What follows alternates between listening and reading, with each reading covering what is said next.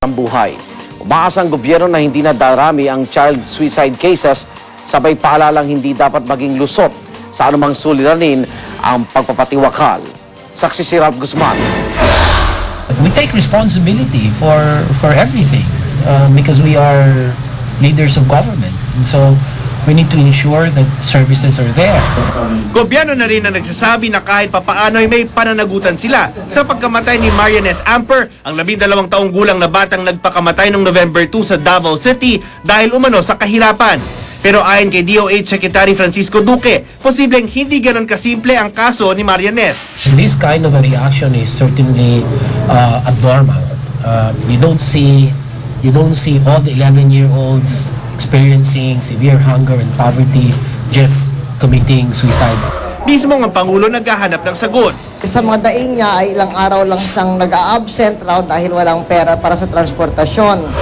Kaya mismo mga opisyal ng DepEd pupunta ng Davao para mag-imbestiga. 3 araw na absent yung bata, nag-home visit na po kami. Ginagawa naman daw ng gobyerno ang lahat para mabawasan ang gutom sa bansa. Pero di maiwasang sisihin ng dinanas sa dry spell na naging pabigat sa maraming probinsya. At patuloy man ang school feeding program ng DepEd na nagbibigay ng bigas sa mga estudyante kapalit ng attendance sa eskwela, hindi kasama sa programa ang Davao City. Kaya titingnan ngayon kung isasama ang naturang lungsod sa programa.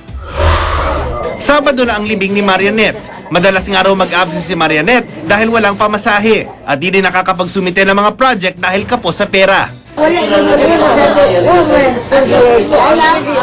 Naidetalye pa ni Marianette sa kanyang diary ang matinding kahirapan ng kanyang pamilya. May sulat din si Marianette sa programang Wish Ko Lang na hindi na niya naipadala.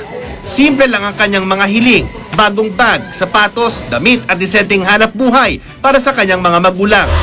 Sa bayan ng Dumanga sa Iloilo, isang 14 na taong binatilyo ang umunay nagpakamatay noong Martes. Hindi raw makatungtong ng high school ang biktimang si Wilbert Yaranon, kaya naman namamasada raw ito sa pedicab para makapag-ipon ng pantustos sa tuition.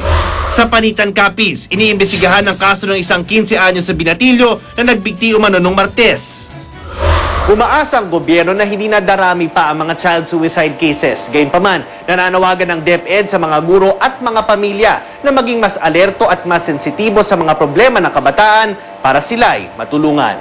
Ralph Guzman ang inyong saksi. Samantala,